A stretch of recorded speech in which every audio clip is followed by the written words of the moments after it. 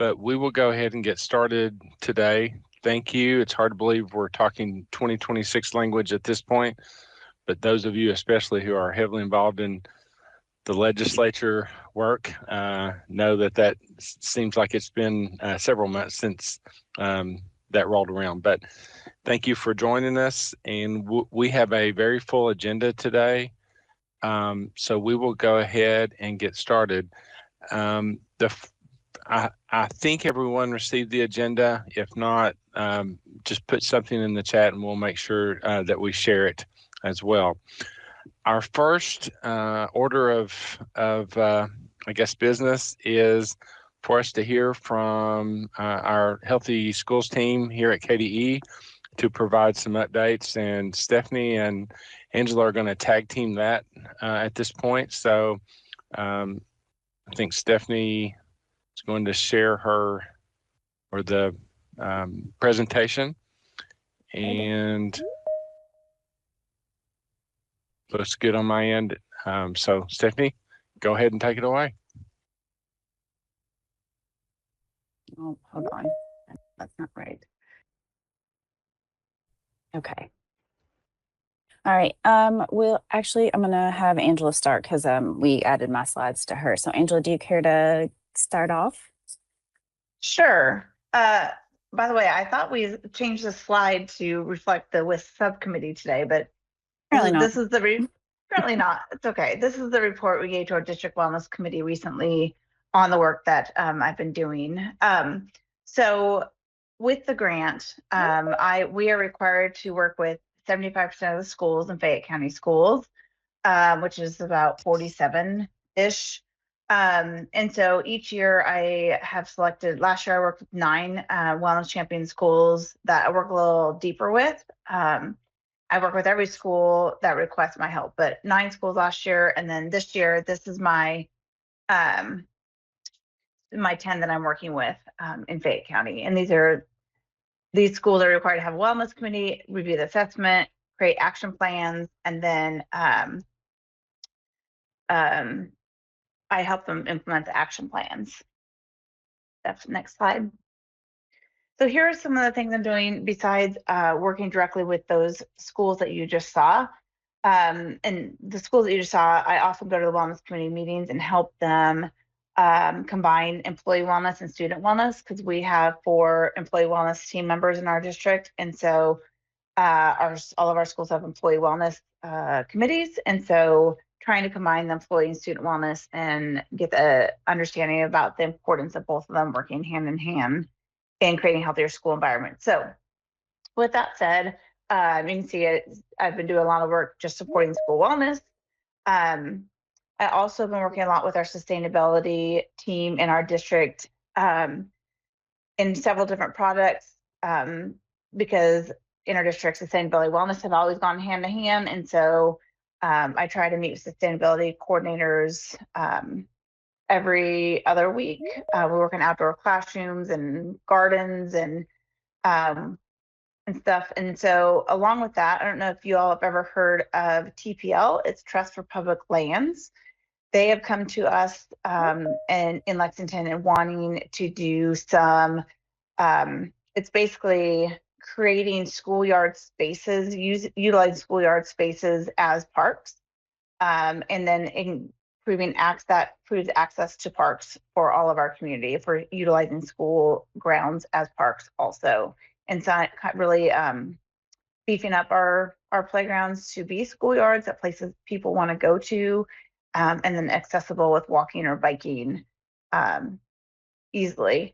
And so the cool thing about this TPL project is we are working on selecting certain schools to be kind of our pilot schools. But the cool thing about this project is we are using STEAM Academy, which is in our district, students they are going to analyze the data around social determinants of health and equity, and analyzing maps and determining what 3 schools would be really good to utilize. And then those students are handing it off to Bryan Station High School and Henry Clay students to do the policy work and doing the planning around for those spaces. So it's a really cool product that our high schoolers are collaborating among several different schools in helping us determine these locations. So kind of cool product. I'm also working with our Lexington Fayette County urban government on safe routes to school and increasing walking and biking to our schools safely. And changing, and also working on changing behaviors at the schools, because that's going to help us sustainability wise. Less cars idling in our parking lots, less cars coming through the car line. Students are starting the day with activity or ending their day with activity. So right now we're working on choosing 5 to 6 pilot schools for the spring, and then really going to launch that. But it's really cool task force because it has lots of different entities and the community partners as part of it. And so it's been a really fun group to really work with and impacting our students. Something else is adaptive inclusive PE and working with special ed department. And I'm going to talk a little bit more about that in just a minute. But I also am doing an employee wellness event for all of our employees in Fayette County. We're doing a pickleball palooza. It was supposed to be on Sunday. We've rescheduled to the 15th. And so we do anybody can come, they have to sign up. We do a beginner session for an hour and a half, and our PE teachers teach our employees how to play pickleball. And then after they leave after an hour and a half, then we open up the gym for an hour and a half to anybody who wants to play.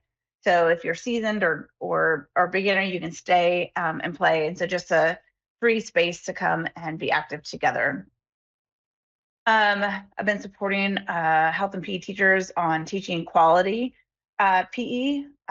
We have a lot of new teachers in our district, so I've been going to schools, spending a couple hours with them each time I'm there, and really helping them make sure they're teaching the new adopted standards.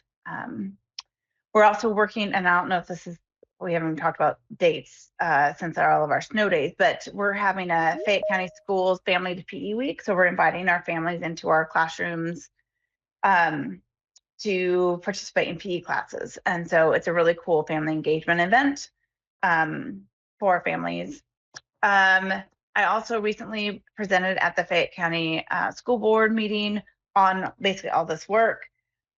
They were very appreciative of the work that I've been doing in all the different facets. And actually, I'm going to the school board meeting on February 9th on Monday to present on our Health and PE Hub professional learning event that we did on January 5th. And let me show you the cool thing about this event. I'm super proud of the work we've done. Thanks, Steph. So in Fayette County, the Monday after all of our long breaks, we now have professional learning days. And so it's a time for us. Basically all the teachers are in their own buildings for the first 3 hours of the day, and then they break for lunch, and then certain content areas get together for the afternoon time. And so when I plan these events, I'm proud of the fact that, we asked our teachers feedback, like, what do you want to see? What do you need from us right now? Instead of just planning just to plan it. So in January, we had this event, and the cool thing about this event, you can see on the left, well, actually, let's start with this. Our UK, we have 13 student teachers in our district this semester in health and PE. And so UK came to our event, and they did their student teacher orientation in the morning, and then those students had lunch, and then they came back, and these UK student teachers got to stay at our event and learn from the veterans, as well as connect with their cooperating teachers for this semester. So you can see actually in the middle of the yellow area, those are some of our student teachers who are networking already with our teachers. The left with the arrow, we had Jessica Napier, who was a health education teacher of the year for Shape America a couple years back, come in and teach our teachers how to teach skills-based health education. It's not content-based anymore. It's really around the skills. And so making that transition is not always easy. So Jessica Napier came in for us. And then we also collaborated on the adaptive PE, inclusive PE portion. And we had special ed teachers show up to our event. And you can see the picture with the green arrow. That's Henry Clay's MSD teacher talking about the impact that adaptive PE has had on her students and the collaboration with that, as well as their peer mentors in that class. And the gentleman in the green and with the green arrow picture, he just started adaptive PE at Dunbar High School. And so he also spoke about the impact it's had at his school. So it was a really great event because we brought special ed teachers, UK student teachers, UK professors, as well as our health and PE teachers all together at one single event. Step next slide. A couple other things along that line is this last week, because I had time and I've been wanting to do this for a while, is I met with our school district athletic director, as well as high school track coaches. And with the adaptive PE as a springboard is working on increasing unified PE or unified track in our district. And if you don't know what unified track and field is, or unified sports under Special Olympics, it's basically you partner a non-disabled peer with a disabled peer and they compete together. So they can do the shot put, the long jump, there's the 2x50, the 2x100, I believe. And so it's basically a non-disabled peer would throw the shot put, and then the disabled peer would throw the shot put, and they total their two scores together, and that's their overall distance. And it's really cool to see, especially at the state track meet. And so I'm trying to increase that in our district. Only school that has any portion of that is Henry Clay, and they only do the 2x50. So working with MSD teachers and getting these track coaches to collaborate. We also are doing a Fayette County Health and PE Elevate series book study with our health and PE teachers. And it's basically, we are utilizing the book called Distinguished Physical Educator. And we're going to do a book study together, focusing on classroom management this spring. There will be reflection that they'll do over between our time that we're getting together once a month. And then an action item where we're going to hopefully elevate their teaching and try something new from the book. And then to kind of reflect on that and get teachers to realize it's okay to try something new. And it's okay if it fails. We're going to let's try something, try it different. So we have 12 teachers signed up for that out of our health and PE teachers. So I'm excited for that. We're launching that February 18th is our first session.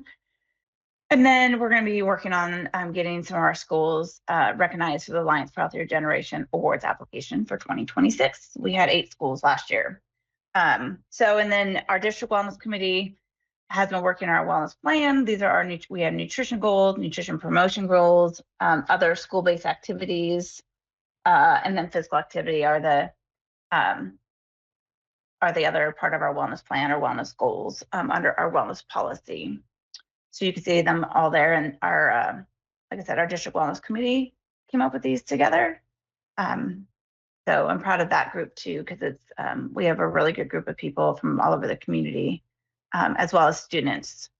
We are working on creating our own Healthy Schools program assessment using Qualtrics in our district. And then you can see these will be the modules on there to kind of assess each of our schools. And there'll be a wellness dashboard, hopefully, is the big goal, to kind of see where we can support schools and if they have wellness policies, when they need to revise their wellness policies, how we can support with physical activity, those type of things. So I'm working on that also.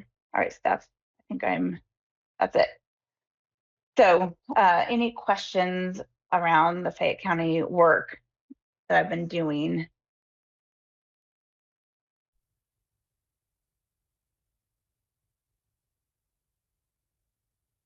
Okay, Steph, I think it's you. Well, I totally should have gone first because this is not going to be near as much or as exciting, but whatever. All right. So from the state level, the strategy 1 within our grant is the state work, and then strategy 2 is the priority district Fayette County. So really between December and now, there hasn't there's not a ton, right, between the holidays and all the lovely snow and cold that we've had. But for professional development and technical assistance, Kentucky Shape, working with them, of course, and Angela and Jamie, and we've begun planning for the summer conference for health and PE teachers. It'll be at Tates Creek High School in Fayette County. in June 24th and through 26th. We've opened the session proposals this week, and so we'll be recruiting and getting some amazing presenters to come for that. The Shape America National Convention is actually going to be held next month, and Angela and I will both be there attending as usual, but there's some, kind of exciting things going on while we're there. The principal at Elkhorn Middle School in Franklin County is part of a initiative that Shape America has called Leading Healthy Schools, and it's for school administrators. And so she'll be there, and she's presenting on the work that she's been doing actually at Elkhorn Middle School on nutrition and physical activity. So that's exciting. And then we have a teacher up for National Health Education Teacher of the Year, which is extremely exciting to have Kentucky at the forefront. But that's Nicole Sheffer, and she's the health education teacher at Fern Creek High School in Jefferson County. So we're wishing her the best luck, and hopefully she gets named national teacher, but super exciting that she's up for that award.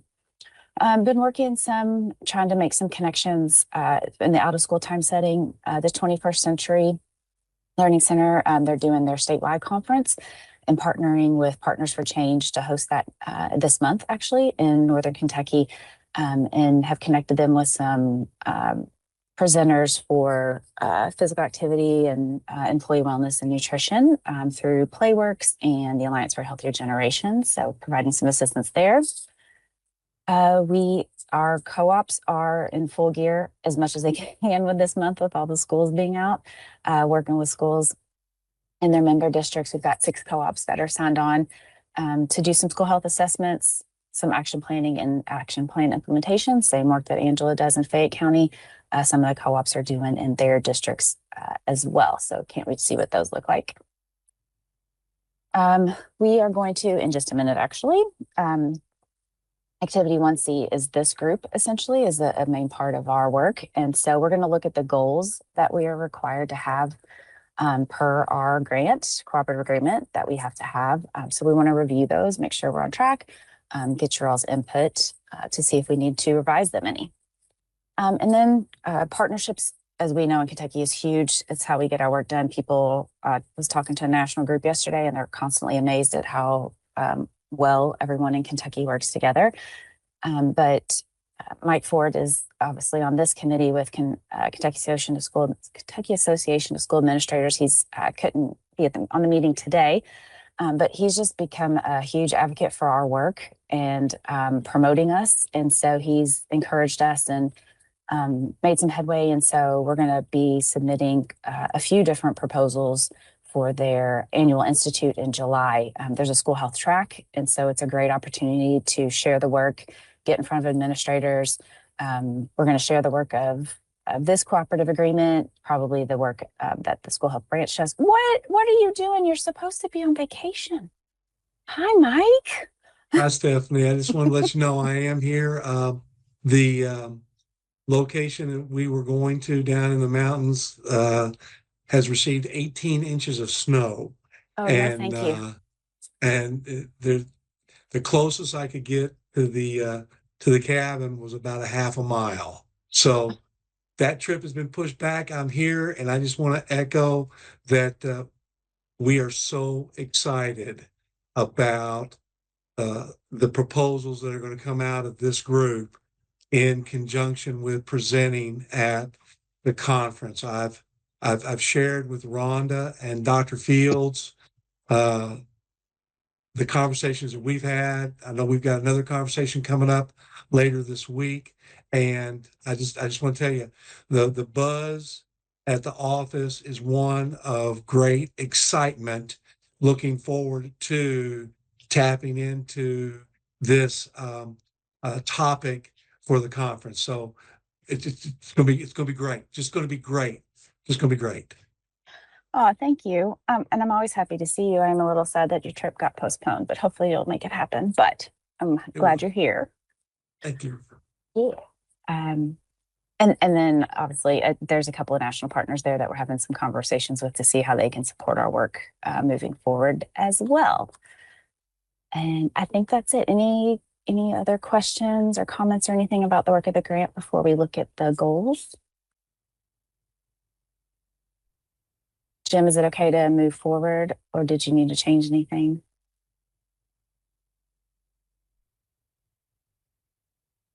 Okay. I'll go on. So as I mentioned, we were required to set some goals for the subcommittee through the grant. This is something that is fluid. We can revise them at any time. And I'll get to them in just a second, but just a little background. When we originally set these in year 1 of the grant, and we're currently in year 3, I think we set them towards the end of year 1. So really didn't start working on them until year 2. And then of course now into year 3. But we are very aware and cognizant of the fact that everyone on this call wears many hats, has many jobs, and didn't want to add any burden and extra work to anyone. But we also at the same time want this meeting and this group to be beneficial for everyone that attends. And so that's why the goals, we left them fairly broad, but we're always open to more specific activities and work. So I want you to take a look at these goals. So again, this is the evaluation measure that we have per CDC. A state level health coalition's goals are set and accomplished. That's basically it. So obviously that is very general and is up to the states because everyone's coalition, that they call it a coalition, but everyone's looks different, has different, some are legislated and some are, they're just set up very differently through the states that are funded. But the 2 goals that we have are just to provide a space in which all of us can share our projects and initiatives and collaborate with one another on them. And then the second one is we really wanted to expand the subcommittee. We feel we have those 10 components of the WISC model represented, but there's always different groups that where the work overlaps and that, different priorities and projects and initiatives come up that we should be working with. So you can see some of the ones that are listed here. We've gotten headway in some of this, but some of these areas like school administrators, right, with KASA and AMON is with Partners for Rural Impact has been added. We have not, touched on DJJ, quite honestly. That's one area we can expand on. So we're always open to including new members to share this work, but also collaborate with. So I would love to see or hear if there's any feedback from anyone on these goals, whether you think, yes, they're great, keep them as is, or how can we revise them? Is there a different direction we should head that would make this, again, a good use of your time within this? Yeah, Julie. Yeah, I really like these goals because I'm all about collaboration, partnership. Are we thinking on the first one? Is there going to be maybe a web portal or something where resources are shared or initiatives, connections, list of organizations? And then on the second one, I'd really also like to see like our minority families, EL families. We don't really have representation for that too, so they need to be added into the expansion. Yes, definitely can add that group or someone represented of that group for extra members for sure. The resource or sharing aspect, I think our initial thought was, and Jim, feel free to jump in, was kind of leading like we do at the end of each meeting of like, please share what you have going on. Is there a need? Just again, providing that space for collaboration.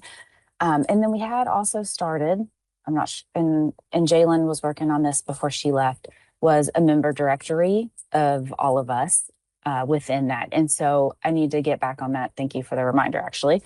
And so that was kind of what we had been thinking as of now,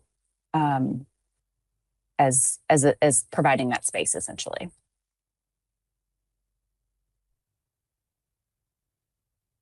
Stephanie, I think you're correct. I would not be opposed to creating something, but also don't want it to be a burden in regards to having to update, revise, etc. I really feel like even when folks are unable to join us in a given meeting, sometimes they will send a replacement, or even if you're unable and you have something that you really would like to share, please send it to us ahead of time and we will make sure to promote it. If you have materials that you want to go along with it, feel free to share that and we will make sure to get it out to the rest of the group as well.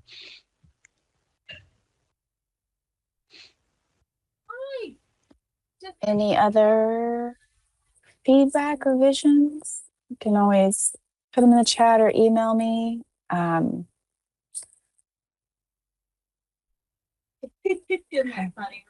me stop sharing that. Okay. How are you feeling? Yes, but again, just reach out if you have any other thoughts, ideas about those goals. Hi, Malia. Hi, sorry to raise my hand so late. Oh no, you're good. I'm Amaya Mendoza from the Foundation for a Healthy Kentucky. I was just thinking that the school-based Medicaid folks, because there's so much potential there still. And so I'm not sure if anybody from that group is on here, but I think it would be good to invite them. Great. Thank you.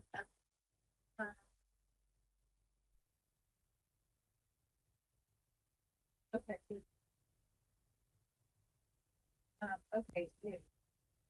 Okay. Jim, I think that's it for me. Thank you, Angela and Stephanie, for leading us through. And if you have other thoughts or ideas around the goals, please let us know. As Stephanie said, we want it to be user-friendly, what is helpful for you all. This group is, I think, over the years has provided a lot of benefit for one another.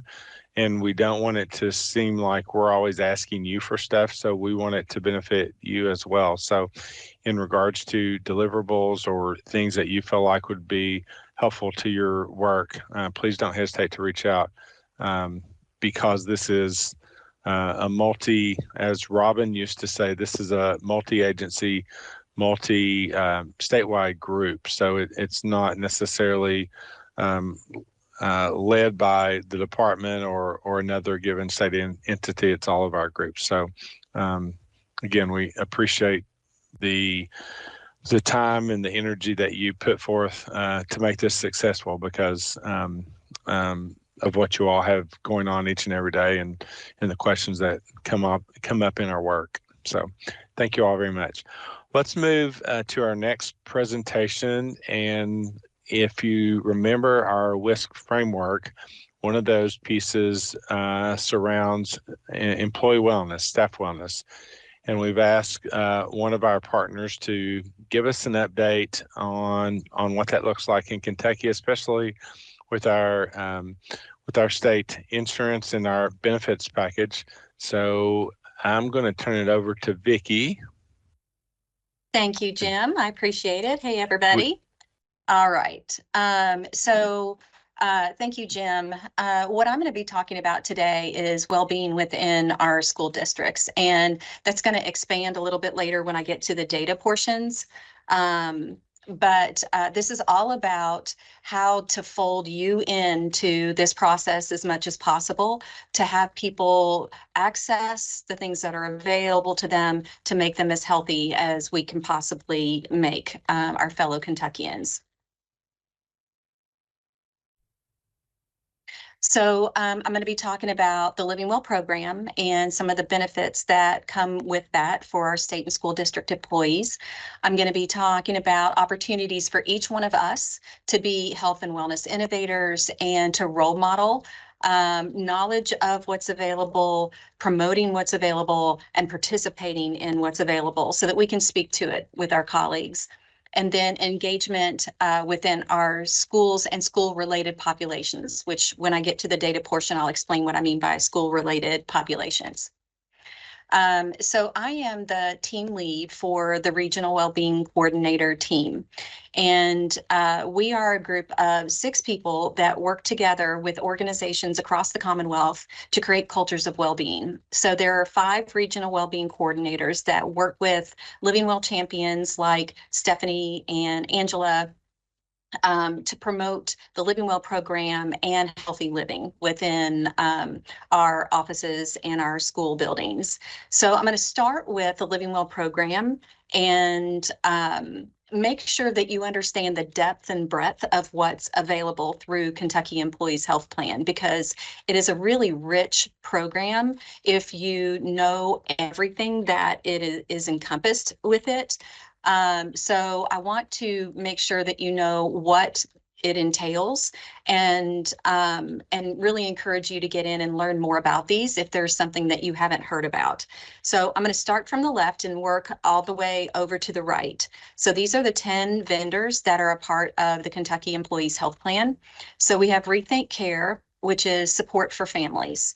We have CVS Caremark, which is the pharmacy. We have LARC, which is a diabetes prevention program. We have Hinge Health, which is digital physical therapy. Anthem is the medical provider. We have Castlight, which is the one-stop shop for health and well-being. We have Health Equity, which is the flexible spending account. We have Smart Shopper, which is the healthcare shopping program. Kentucky Deferred Comp is the retirement and financial health, and CAREM is surgery and cancer care. I'm not going to talk about each one of these. If there is any of those, and we call this our sunrise slide, if there's any of those vendors in the sunrise slide that you do not know about, I really highly encourage you to jump in, and on the next page, there's going to be links, and this deck is going to be shared with you so that you can access those links to learn more about what is offered. The 2 that I think people don't know enough about are Smart Shopper and CAREM Health. So I'm going to tell you just a tiny bit about each one. So Smart Shopper is if you are having surgery done and you are interested in getting a check back to you, and it literally is a check that you can go and mobily deposit or go to the bank and deposit. And so let's say you're having knee surgery, you would go into the portal, you would put in knee surgery, you would put in where you live and whatever other criteria you want as far as like the rating of the doctor or those kind of things. And then it's going to give you a list of all the places that you could go to and how much each of those different locations would save the health plan. Depending on which one you choose, the more money you save the health plan, the larger the amount is that you get back from that procedure. And I've had people tell me they've gotten $500 back for some of the more serious surgeries that they've had. But it's pretty much almost any surgery that you could have. So you need to know about that. And then CAREM Health. What we hear when we're at events is that seems too good to be true. That can't be real, that you're telling me that my surgery and cancer care is free. It is for people who are covered under the plan. So it walks you through the process of pre-care, surgery, and post-care. So if you are not familiar with CAREM Health, please become familiar because if you have anyone who is having a surgery or is going through cancer, this is something that they can directly benefit from. So this is the slide to get all of the contact information for the numbers and links to the website to learn more. And then because Castlight is a wellness vendor, I want to talk a little bit specifically about them and what their portal offers. And I know you all probably all have access to Castlight. You've all gone through the portal. This is more how you can communicate about Castlight to your colleagues to make sure they know. So what Castlight is the wellness vendor and medical transparency partner. And I'm going to talk a little bit about what I mean by medical transparency partner. But before I do that, I want to preface that I'm going to tell you a lot of things, and I'm not asking you to remember it all. I'm not asking you to be an expert on all of it. You're not expected to. What I want from this program, what Living Well would love for you to do is know enough that you are aware that then you can support and encourage and motivate your colleagues and yourself to participate in as much of these things as possible. When it comes to knowing its exposure, when it comes to answering questions, not all of us know the ins and the outs. So you just need to know that care guides are available to you. You can reach out, your colleagues can reach out by phone, by email, and by chat within the app itself. And they can answer any question that you have that relates to your medical care or anything that's available in the app. So on this page, this is the desktop view where all of the menu options are on the left-hand side. And right now I'm focusing on the Your Health Plan, which is on the far right that has the arrow. This is where the medical transparency comes in. So you can access your insurance card. You can see who is a member or a part of your care team, and that's your physicians, your doctor's offices. You can look at your medical spend. You can look at your dental coverage and claims. You can look at any of the recent claims that you've had for procedures. And then the My Benefit Update is like a notification that tells you things that relates to your benefits. It'll be a notification banner that comes across the screen. In fact, right now should be one for Living Well, for the Living Well Promise. And then this is the mobile view, and you'll see that the menu options are on the bottom. So when you're on your phone, this is what it'll look like. But that's the Find Care. And so you can find out, similar to Smart Shopper, what the cost of care is before you get treatment. You can find quality, well-rated, trustworthy providers that are near you. And then there are filtering options where you can do it by proximity or by rating or, an estimate of how much it will cost depending on who that provider is.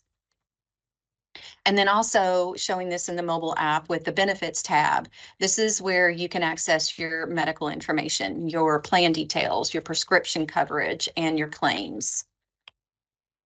So this is where, as leaders, I'm going to ask for you to invest in yourself and also to assist your colleagues in being informed and engaged in living well. So these are opportunities for you all to be health and wellness innovators and role model well-being yourself for your colleagues. So I'm going to start with the Living Well program and talk about the health education and the incentives that are offered. So it has two components, the Living Well program does. One is the Living Well Promise, and one is engagement rewards. The Living Well Promise, I'm sure you're familiar with, that always goes from the first day of the year and goes until July 1st. And that is what earns people who are eligible to get the promise up to $480 off their discount in the next plan year. And then the engagement rewards are points that you get for doing healthy behaviors within Castlight that you can then redeem for either gift cards or sweepstakes or things like that. Those end at the end of the calendar year. So you'd never want to leave December 31st with having any points in the system at all. And I'll talk a little bit about that. So the Living Well Promise is your opportunity to support your colleagues in keeping their insurance premiums affordable. So getting that up to $480 off their premium in the next calendar year. So with the Living Well Promise, the way to know whether or not they've completed it is to have, you'll see on the screen under ways to earn on the image on the right, before you complete it, it will say 0 out of 1 total earned. And then when you complete it, it will say 1 out of 1 earned. And you'll see the green bar. And I'm going to tell you just a little bit about what that health assessment is. Not only is it the vehicle that you use to complete the Living Well Promise, but it is also the information that you can arm yourself with to know what your own health concerns are, so that then your portal is then tailored to you and your health needs. So you're not necessarily going to see things that aren't of interest to you or not relative to the things that you have going on in your life health-wise. It only takes about 10 to 15 minutes to take. You can actually do it over the phone. So if you have a colleague that's not great with tech, they can call a care guide and complete it over the phone. And it's the gateway to getting that promise. So We want to make sure that we get to as close to 100% as possible across all KEHP members. And I would say that we hover at about 90%. So we still have a ways to go there, and we can all be a part of helping to make that 100% happen. So when you complete it, make sure that you or a colleague actually clicks the submit button, because that's what actually triggers the completion. And then you'll see the congratulations on your screen to know that your promise has gone through and the discount will appear next year. And then, as I mentioned, you'll see total earned will now become 1 of 1, and you'll see under health assessment in the image on the right, the green bar going all the way to the right. The engagement rewards is your opportunity as a leader to educate and motivate your colleagues to be involved and engaged in the program. So I'm listing just a couple of ways that you can learn. These are not exhaustive by any means. But you'll see that everything has a different point value. So annual physical has 1,000 points. Members, the employee members, can earn 2,000 points, and the points are 10 points to $1. So the most that you can redeem is $200 as an employee. Spouses can redeem up to $100. So that's either 2,000 points or 1,000 points.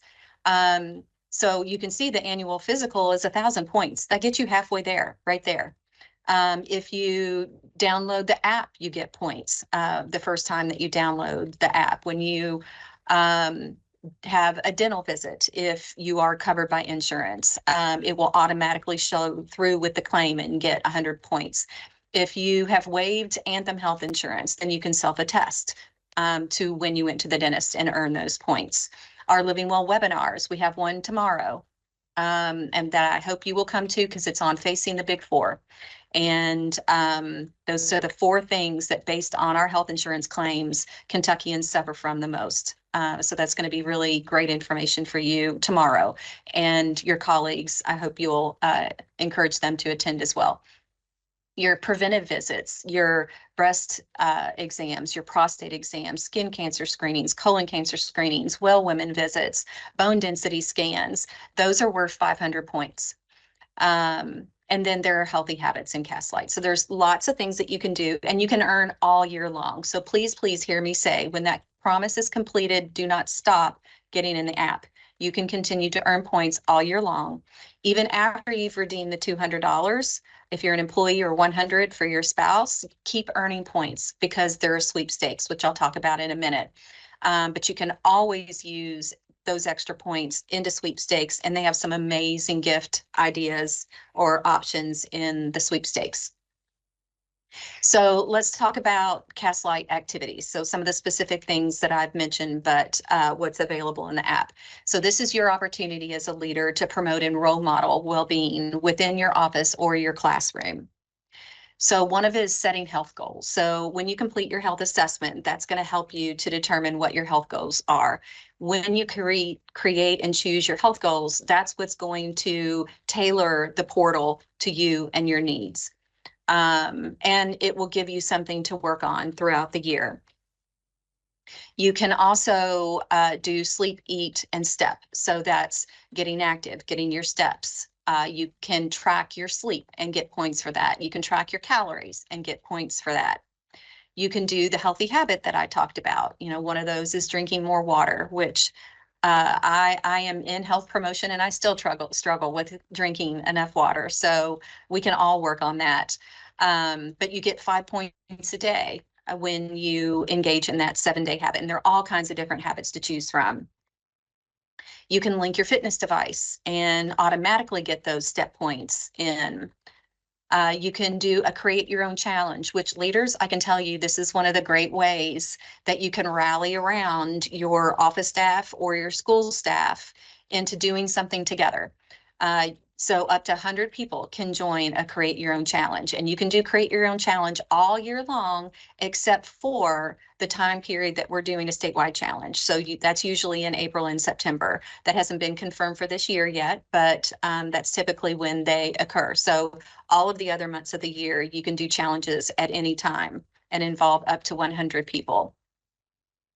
And then I mentioned the sweepstakes. So that is your opportunity to encourage colleagues to make the most of all of their engagement reward points that they earn throughout the year. So when it comes to eligibility, who can participate in sweepstakes? The answer is everyone. So all KEHP members, including those who waive health insurance, medically enrolled spouses, pre-65 retired members, pre-65 retired spouses, all of those 4 categories can earn points that go towards sweepstakes.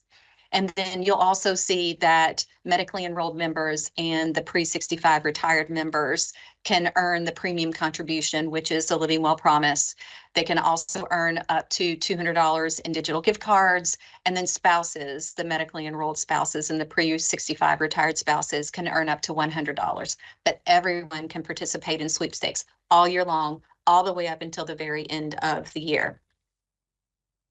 Now, this is where I want to tell you a little bit about what's happening in terms of engagement in well-being in our school-related populations. So let me explain what I mean about that. So I went back in our engagement, and I've been a part of the team for about 5 years now. So I went back to 2023, 2024, and then 2025, and looked at the engagement level across our school-related populations for each quarter to see how engaged people are. Is it going up? Is it going down? What are we noticing in terms of quarters that people are more engaged versus less engaged? So I want to explain what I mean by school-related populations. So for us, this is anyone who is school-related. So this is our school districts, this is our educational co-ops, and this is our FRISCs. So all of that data is aggregated. So from 2025 is the top number, 2024 is the middle numbers, and then 2023 is the bottom numbers. So what I want you to notice is where that trend data is going. Now, you also know that we used to do biometric screenings. We have not done those in 2 years. So, and that's more of our tabling data rather than our presentation data. But if you are in a school district or you are in what we call a school-related population, an educational co-op, a FRISC, we need your help getting into schools. Schools are a unique population for us because there is no real good time during the school day to engage and come on site and have an activity or do a presentation. Because teachers only have planning periods and those are really busy. And then there's bus duty beforehand and bus duty afterwards. So school districts can be a challenge for us. So we get creative, but we also need the help and the collaboration of our partners. So when we're looking at the presentation data, we go left to right. So this is by quarter. I know that schools aren't on quarters, but the quarters would be January through March, April through June, July through September, and October through December. So it's got the number of events that our team has held for that time, that 3-month time period, and then the engagement level, how many people actually participated in the events that we planned, that we held. So if we scooch all the way to the right and look at our year-to-date numbers, we are getting better in presentations. So we went from 39 to 44 to 55, and we're hovering about the same in terms of our year-to-date presentation engagement. So 2 years ago, we had about 2,800 people that we engaged in presentations. This past year, 25. We had more events, but less people. So what we really need are events where we can impact larger groups of people. So if your regional wellbeing coordinator, which we call an RWC, is working with a contact in your school building or in your office, or if they have a champion, a Living Well champion that they're working with, we want to reach as many people in that building or that office as possible. So if we can do one presentation or one webinar and have a whole lot of people attend it, then that's more people getting that health information. And that's our goal. So now I'm going to go to our tabling data. And so this is when we go and set up a table, and we may be doing something at the table. We may just be there to answer questions, help people complete their Living Well promise, earn engagement reward points. It may have some health education content, but it's our team engaging by having people come to our table. Again, by quarter, this is regional and statewide. By region, we have 5 regions across the state. One person serves each region. And then statewide is anything that we promote at the statewide level as opposed to at the regional level. So then if we look at the number of the number of tabling events, we can see that that is consistently going down. And that's not the direction that we want to go. So in 2023, when we were doing biometric screenings, it was 114. And then we still had a decent transition year in 2024, and we had 136 tabling events. But then you can see in 2025, we only had 67. So we're down by more than half. That's part of the reason why I really appreciate being given this opportunity, because I know when we talk about the goals of this organization, of this subcommittee, it's to collaborate. And so this is where the collaboration can begin, is you helping us get connected in a way that's meaningful in our school-related populations so that we can do what we do best, and that's educate, inform, and motivate people to be more engaged on an individual level in their health. We just had a webinar January 15th. And yes, we do have another one on February 4th. The one in January was on the Living Well program. And I thought it would be interesting just to show a little bit of information on feedback that school-related people shared. So we had attendees from Ohio County Schools, Harrison County Schools, and Johnson County Schools that gave some positive feedback. We had 573 people who attended live. And 60% of those were school district or school related folks. And then in the recording as of last week, the 51 people who had watched it, 33% of those were school related folks. And by that, it was either the kyschools.us or the @education.ky.gov. So here is the call to action, and here's where I really would love for your ears to perk up, because these are the tangible action steps that you can take to do all those things that were opportunities for you to help you and your colleagues engage in well-being. So the call to actions are simple. They're easy for you to do. So let's start with just promoting planning happening. Our regional wellbeing coordinators, we have quarterly content, and we want you to know what those are so that we can provide those to your organization. We want to sit down with you and say, what are your needs? What are your interests? What are you hearing? What your ears to the ground? What's important to the people that you work with? And we will create planning around that. We can use your existing wellness committees. I know that Angela and Stephanie both talked about existing wellness committees. We want to use what's already in place wherever we can. But I ask that you connect with your regional wellbeing coordinator to talk about planning. We would also love for you to use the wellness toolkit. So this was something that was created by our team in collaboration with Department for Employee Insurance and the KEHP program that walks you through as a leader how to implement well-being in your organization and how you can support that. So our territory map to know who to contact for each region is in that. And then also the toolkit is found in the wellness program webpage, which is hyperlinked here.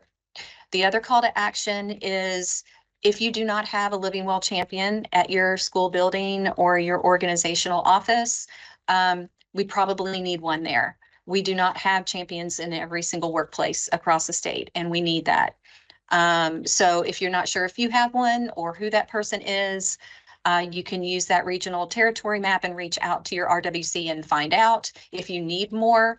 And if you do, where We have some school districts that are so large that we can't approach it at a district level. We have to approach it at a school building level. So we need a champion in every building who's willing to do that promotion. And then the third thing is to look for ways you yourself can role model participation in Cast Light, in Living Well program, in the KEHP benefits. And the way that you can do that, that's going to be most meaningful and have the greatest impact, is for you to share your story.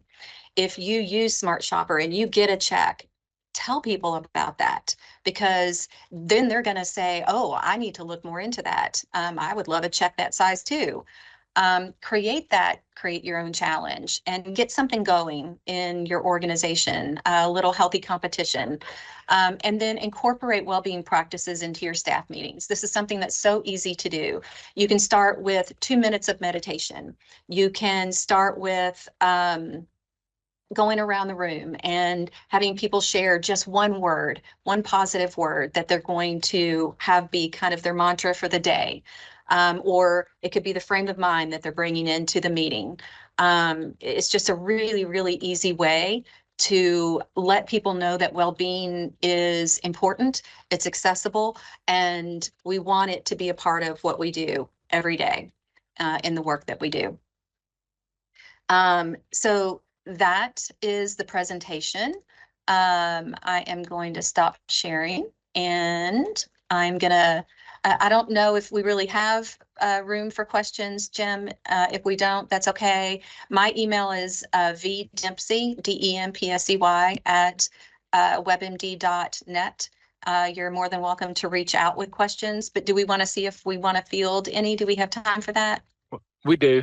Okay. If anyone has any burning questions or would like clarification on anything Vicki mentioned. Okay. And high five to Stephanie and high five to Angela, who are our resident champions on this subcommittee. So any questions I can answer for you?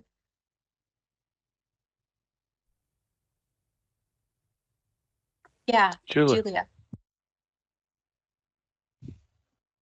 I just wanted to really stress the importance of the sharing, because a lot of times people don't know, you're doing your best to get the word out. But if people are sharing their activities and things, then others notice and like, oh, what's that? What do you mean they're getting points and kind of things? It creates more the curiosity, and then people start asking and creates the buzz. Because I was just on my own prior to all these kind of things,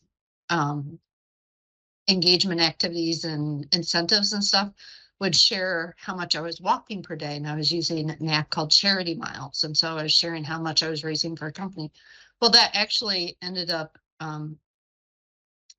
a friend of mine's like, well, if she's walking that much, maybe I can walk that much per day, kind of thing. Or you could do it together. Exactly. Well, we live 3 hours apart, but okay. but it does share what you're doing, because it just might be the impetus for somebody to start. Yeah. And, when I mentioned healthy habits, I did that for a reason, because you may or may not be familiar with the term micro habit, but when you anchor something new, something small with something that you already do, then that is the way for this new habit to become a habit, like this new activity to become a habit. So do it small, because if it's too big, it's too hard to do. But stack one little thing on top of something you already do, and then that will become a habit. And then you can do the next little thing and add that to something you already do, and then that can become a habit.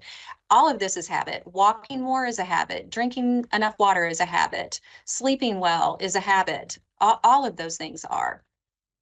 But thank you. That's great. Yes. Tell your story. Others?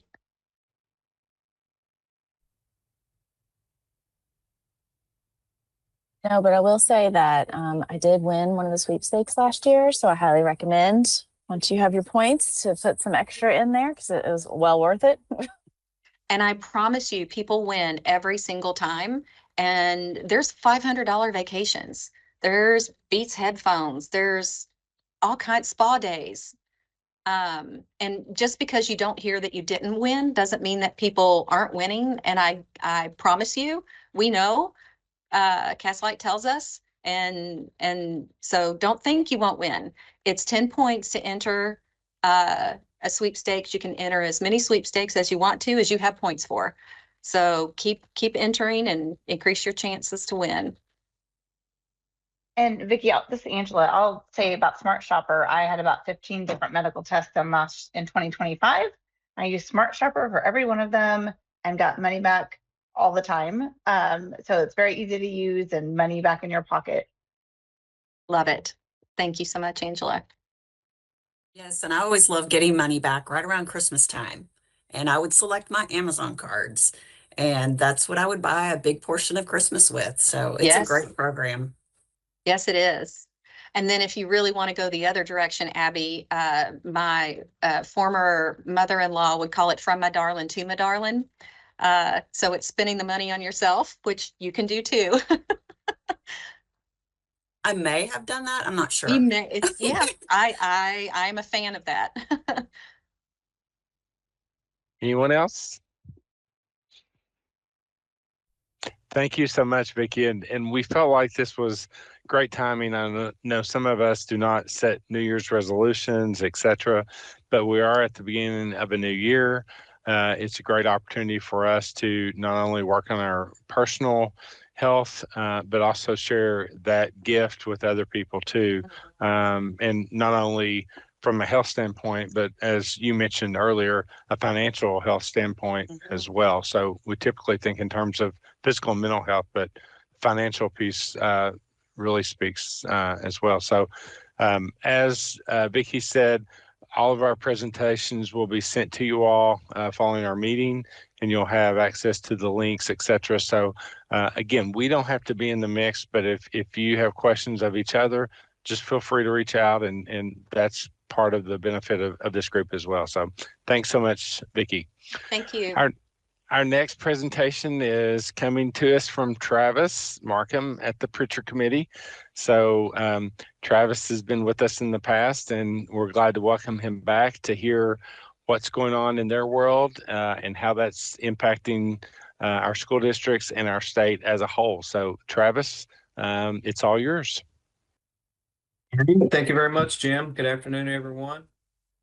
As Jim said, I'm Travis with the Pritchard Committee. I'm Director of Partnership Schools, and we were awarded the Full Service Community Schools grant in December of 2022. And as some of you may know on the call, on December 12th of 2025, we received notice that that grant was being discontinued. We then wrote and submitted with lots of support, a reconsideration letter to the U.S. Department of Education. That letter was denied, and so the grant is officially discontinued. So now what we are doing at the Pritchard Committee with our 20 partnership districts that we have been working deeply with throughout this grant period, we are in communication with them to talk about how we can continue this family and community partnership work in their districts post-grant and what that looks like, as it falls in line with groundswell work that Pritchard Committee has been doing for a long time. And so while it is disappointing that the grant funding was discontinued, we have been looking at the grant, and our districts, I think, have been looking at the grant as a vehicle to get some of this groundswell work up and moving in the districts, and to really push the gas pedal on some of these things that our districts want to be doing anyway. So there's that. I'll lead with the most depressing news, and so now let's get to some positive outcomes that have happened as a result of some of this work, and we expect these outcomes to continue improving. I will skip the obligatory organizational overview. I think most people on this call are familiar with the committee's work. I've presented on here a couple of times. So this graphic is an easier way to digest kind of our belief about family and community and educator partnerships. We truly believe that when we partner with families, communities, and educators all together at the same table, that no doubt student outcomes will improve, leading to post-high school success and then an improved quality of life. So this was and is kind of our theory of action around the community schools model. I see my friend Melissa Goins on here. I know she has used this in the past and is a fan, and I'm a fan of her work as well. So it's awesome when you do work and it aligns with your partner's work as well. So this graphic really shows how we use the 4 pillars of community schools to build in family and community supports that allow for teachers to focus more on instructional leadership and high quality teaching, while families and community members are at the table to remove more and more non-academic barriers to student success. So that's really all of that summed up in one graphic. And I think, Melissa, you can feel free to chime in at any time you want to, if you want to. I know that our amazing FRISC coordinators in our 40 KCSI schools, the Kentucky Community School Initiative schools, I know they are kind of taking to this graphic, and I know that you're using it a lot in some conversations with them. So that's super exciting. Really quick timeline about how the grant got started and kind of where it left off and what's next. So in 2023, that was an onboarding and alignment year. So we staffed the grant. We staffed each of the 20 districts with one district level position that was, I guess the title was originally Community Schools District Director. And so with each of those, they were tasked with bringing families and communities to the table in each of those 20 districts to identify bright spots and areas of concern, and then rally around the table together to create action plans to address those areas of concern, and then measure those strategies that were in those action plans. So 2024, that was a year spent doing just that. Communities co-designing these action plans and budgets. 2025, deepening those action plans. This was really after our first year of full implementation. And we really started to see some distributive leadership happening. Started to see some community members stepping in to take the lead on some strategies, such as mentoring students. And it became more of a real partnership than it was just, well, we can donate something to your school. It really became more of, well, how can we jump in and help support students to improve their outcomes? So community engagement was increasing and being strengthened. And then we, of course, get the news in December. And so now we're looking back and thinking, oh my gosh, like we have done a lot. Like there's been lots of movement and lots of big things that have happened. So Kentucky Department of Education, you guys have been awesome. Marcia Van Hook working in the in that realm.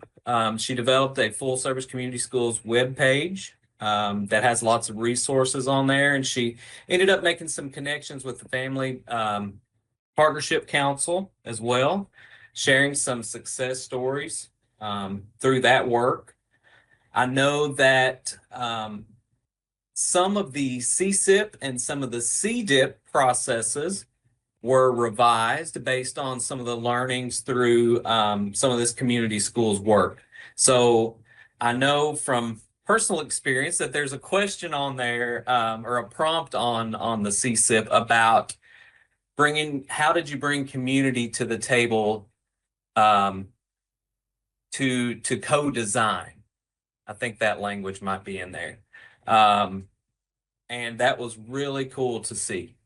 And I also know that the Department of Frisk, or the Division of Frisk, they are revising or have been revising their program plans.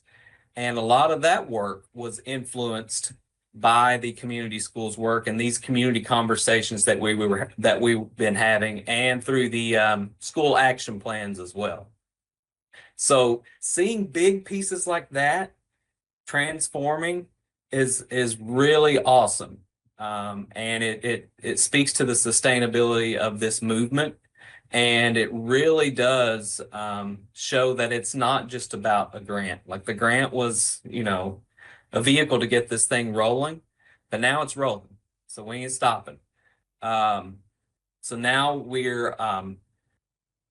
I'm in conversation with each of our 20 districts. I've talked to a lot of the superintendents to think about, well, how does this work look moving forward without funding for that district level position that is kind of holding all of these community partnerships?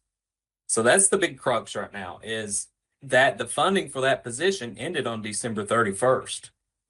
So all districts have picked up that position through June 30th. They may be working in an adjacent role, but they are all continuing that work through June 30th. But what happens beyond June 30th, that's what I'm trying to help districts have conversations about. Who can hold these functions of this work if there's not a dedicated position in that role at the district to keep this work moving forward?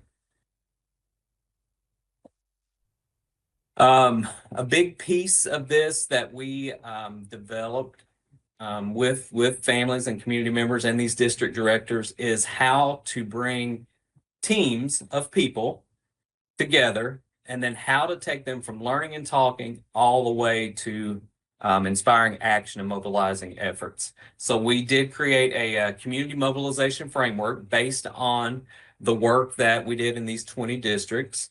And this has been helpful in, we've had a couple of districts that weren't involved in the grant reach out, curious about how to get community at the table and how to have effective conversations that lead to action.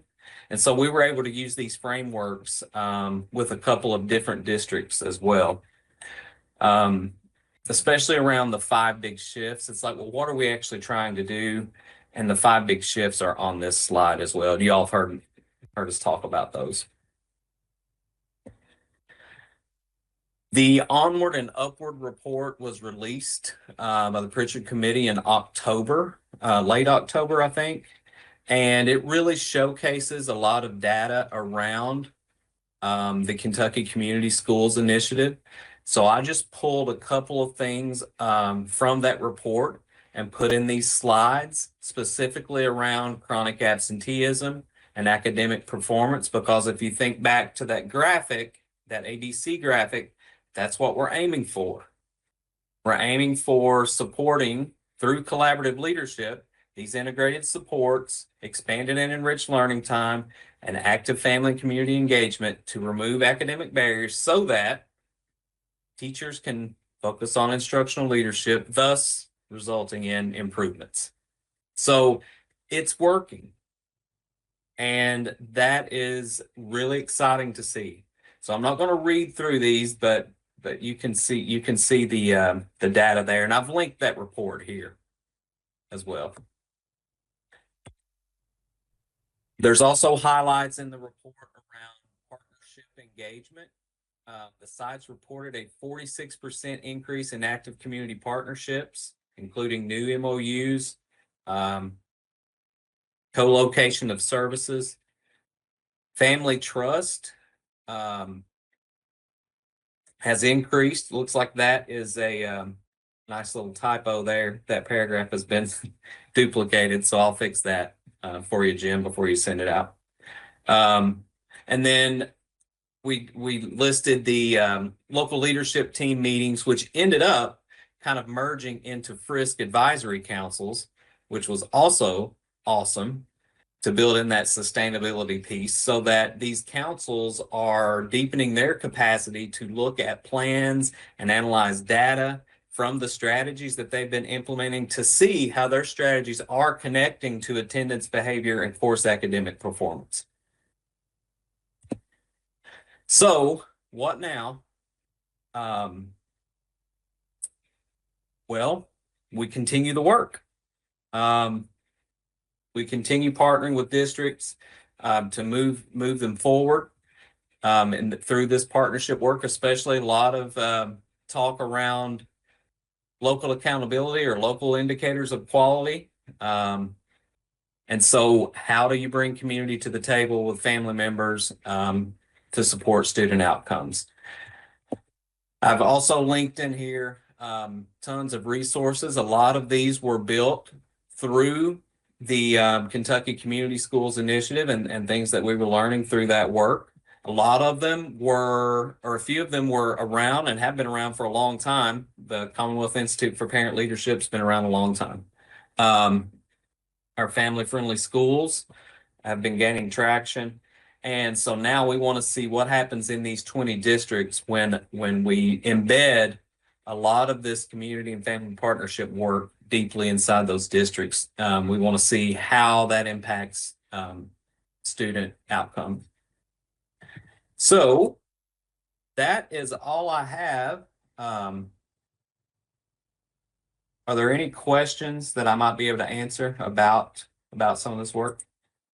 I have a quick comment, if that's okay, Jim. Go right You'll ahead. permit me. This is Melissa Goins. I work with the Family Resource and Youth Services Center. I just want to say that it was a privilege to work with Pritchard over the last couple of years.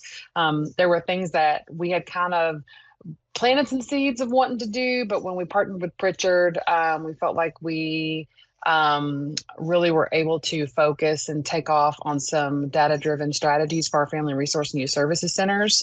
And so we're sad that the grant has ended, but the partnership hasn't. So thank you to Travis for keeping that going. We're still continuing to meet with Pritchard and bounce ideas off of them. They're great thought partners.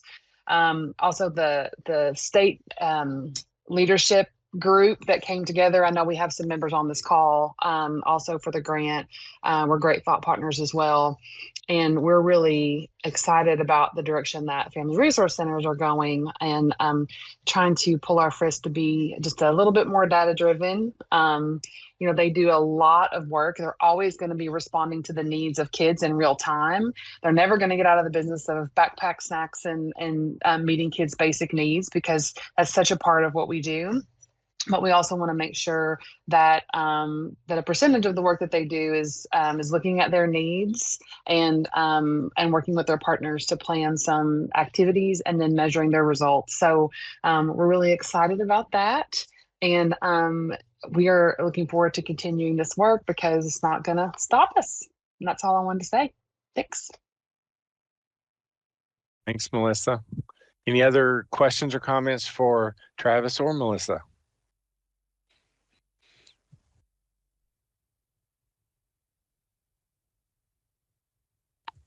Julie. Yeah, I mean, it's great work that's been going on, and it's very sad that the grant's not going to continue. I did drop into the chat a resource. So the Malcolm Baldrige, which is the quality initiatives, quality priorities in many different sectors. Congress recently approved one for the communities sector. And I dropped a link to that. It used to be called Communities for Excellence. They just changed the names. It's Communities of Resilience and Excellence. And it's a great framework for communities, which includes, of course, our educational institutions, to work on building and bettering our communities. So I just wanted to share that resource. Thank you. Anyone else? Travis, thanks for your presentation. And again, we'll make sure everyone gets it. Thanks for the work that Pritchard Committee and Frisk and all the partners in regards to that. Again, the sustainability that each of us see in programs, policies, et cetera, is only as strong as the partnerships that we have. So Thanks for that work. Thanks for all of you who have supported pieces or parts of it, or will learn from what has happened and be able to advance that even further. So we have one other quick item that I want to share before we turn it over and hear from each of you all. In the chat, I am providing a link to the most recent School Health Services infographic for the 24-25 school year. And this link is actually directly from our website.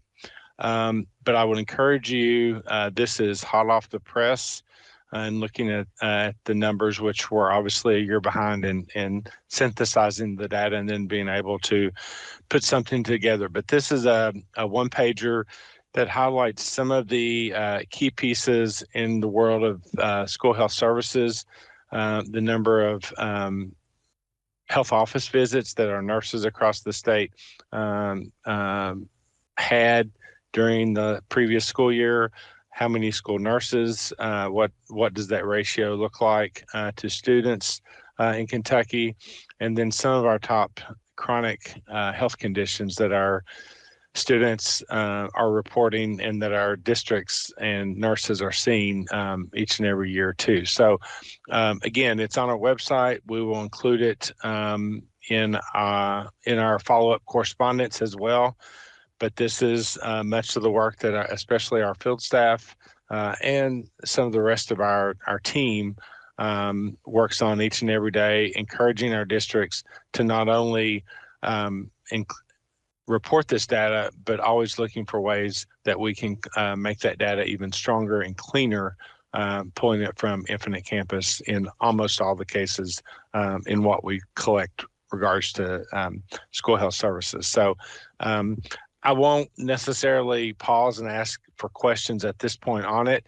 If you look at it and then you have questions, concerns, or would like more information, please let us know, and we're happy to talk about that in the future as well. With that said, I'm going to pause and turn it over to you all to see what you would like to share with this group, resources, activities, upcoming events that you feel like would be beneficial for this group to know and help you champion, share, and promote. If no one's talking, then that means it's time for you to unmute and share what you have.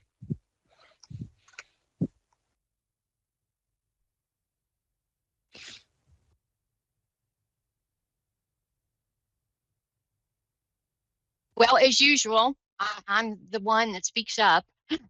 We can always count on that. So anyway, I have just a few things. I'm Michelle from the Department for Public Health. A few things. The Kentucky Department for Public Health has been officially awarded $213 million for the first funding period in the Rural Health Transformation Program. It's one of the largest awards in the country, and I will send out the details and the governor's press release for you all to see. Basically, there's 5 components: rural community hubs for chronic disease care, maternal and infant health, rapid response and recovery, dental access, and crisis to care. That's the first thing. It's pretty big over here. We have a new clinical service support services branch manager. Her name is Micah Compton. Jim, I've got this all written out for you, and I'll send it all to you. We're glad to have her. The Human Services Program branch manager for the Population Health branch is posted officially on the open web, and that closes on February the 6th. We're watching lots of bills in the legislative session. That's all I'll say about that. We have given official changes to the federal guidance related to vaccines. We sent out, or Dr. Winter did, an official response to that, and I have sent the links in the actual letter. In response to inquiries on the listserv, we have developed a Kentucky School Immunization Requirements Frequently Asked Questions document that has been sent to the Commissioner's office, and it will be published very soon. The annual immunization survey update, there's only one elementary school in the whole state of Kentucky that has not reported, and we are hot on that person's trail. So we hope to say 100% very soon. There are now 4 cases of measles confirmed in Jessamine County. I'm giving you the link to the dashboard. 3 of those cases were in children less than 5. One of those cases was a child aged 15 to 17. Luckily, they were quarantined because it was a sibling of an initial case, and the child was not at school while contagious. And then last but not least, we are updating our WISC package document for our MCH grant, and we are moving away from policy development to more on an educational component. So I've got all that, and I'll send it to you, Jim, and that's all from Lake Wobegon. Thanks, Michelle. I was talking away and muted, still muted.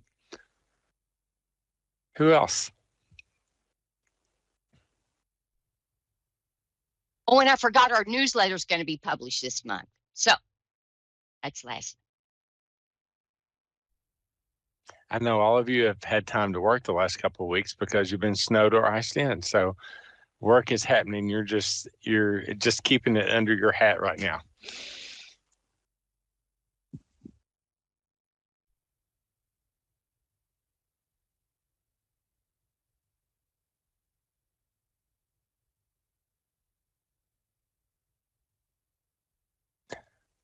I will say that our next meeting is scheduled for April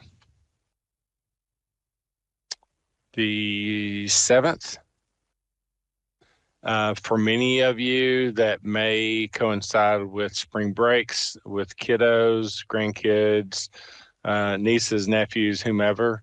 So if you will send myself or someone on our team, if you know that you're not going to be able to attend that one, please let us know. And that way, if we have a large number out, we will reschedule. We value your time, and we don't want to meet as a very small group as well. So let us know as we get closer. We may send you a message as a reminder, just so we maximize this our time together and give you back some of that time if we only have a small group that are available that given week. Anyone have anything else to share? Hey, Jim, I did just Sure. think of something. I was racking my brain trying to figure out what you all would be interested in. School and Community Nutrition does a podcast. We are very excited about it. This is all new to us. We have a new episode coming out Monday, and I just put the link in the chat. So check it out. If anyone wants to be involved, let me know. Again, we are amateurs, but it's fun. So hope you listen. Thanks, Katie.